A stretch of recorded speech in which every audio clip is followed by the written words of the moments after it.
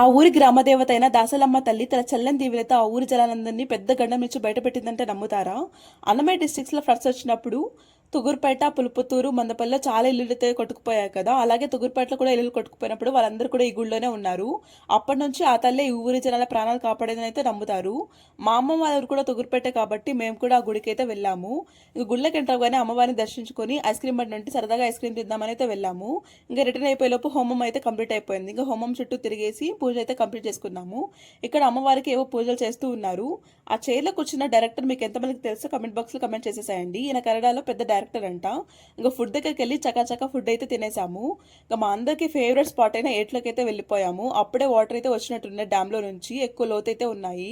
ఇంకా మేమైతే మామూలుగా ఎంజాయ్ చేయలేదు. ఇంకా మా బుడ్డి కసిన్ అయితే నా పైన చాలా పగబట్టినట్టున్నాడు. నా పైన ఎక్కి ఎక్కి మరీ ఆడుకుంటున్నాడు. ఇంకా మా తమ్ముడు నేను నిల్చొని కాలు పట్టుకొని లాగేశారు. అలా ఫుల్గా ఎంజాయ్ చేసేసి ఇంటికి అయితే రిటర్న్ అయిపోయాం.